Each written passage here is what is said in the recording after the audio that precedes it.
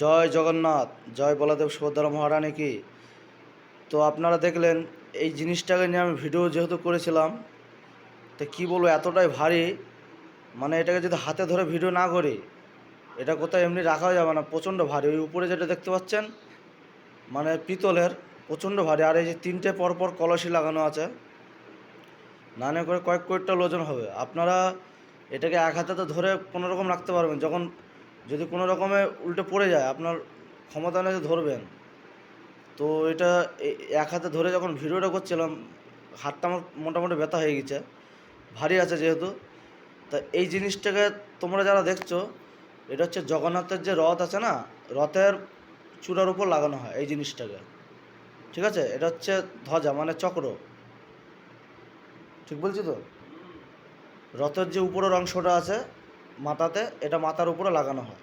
তাহলে কি হয়, রথের যে একটা সৌন্দর্য, এটা লাগানোর পরে সেই রথের সৌন্দর্যটা আসে, খুব ভালো লাগে দেখতে।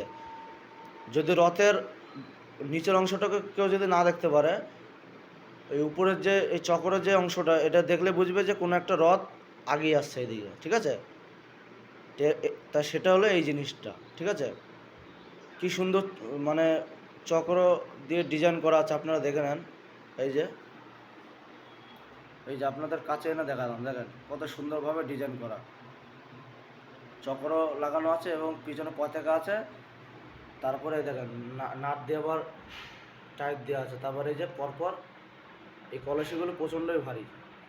সব থেকে বড় হচ্ছে এই যে নিচের এইটা হচ্ছে বড়, আর তারপরে এটা হচ্ছে মাঝারি সাইজ, আর এটা হচ্ছে সব থেকে ছোটো সাইজ।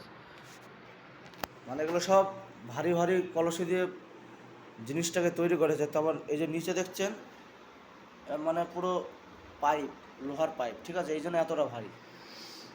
যত ভারী হোক, আমি তো আশা নিয়ে একটা করেছি, যেহেতু আজকে এটা রথের মাথায় লাগানো হবে বলে সময় পেয়েছি বলে আমি ভিডিও করে নিয়েছি। তো আপনাদের এই জিনিসটা দেখালাম, অবশ্যই আপনাদের ভালো লাগবে। আপনারা আজকের দিনে কমসে কম যদি সময় পান, অবশ্যই জগন্নাথ দেবের রথে দড়িটা ধরে টানবেন, আপনাদের জীবনটা সফল হবে। এই সুযোগটা আমাদের বারে বারে হয় না বা বারে বারে আসে না। আপনাদের আগের ভিডিওতে আমি বলেছিলাম, এখনও বলছি, আপনারা নিজেকে যদি যদি ভাগ্যবান করতে চান বা শুদ্ধ ব্যক্তি করতে চান, তাহলে আপনাদের এই রথের দড়ি আপনাদের ধরতেই হবে কোনো মতে। যত ধাক্কা ধাক্কি হোক, যত কষ্ট হোক, আপনাদের রথের দড়ি ছাড়লে হবে না। আপনারা প্রতি বছর ভগবান আমাদের এই সুযোগটা করে দেয়। আমরা যেহেতু অপরাধী লোক, পাপী লোক, আমরা তো সঠিকভাবে কাউকে হেল্প করতে পারি না, কারো কারো কাছে কি পুণ্যের কাজ করতে পারি না। তা পুণ্য কাজ যদি করতে হয়, একমাত্র ভগবান সেই সুযোগ আমাদের করে দিয়েছে।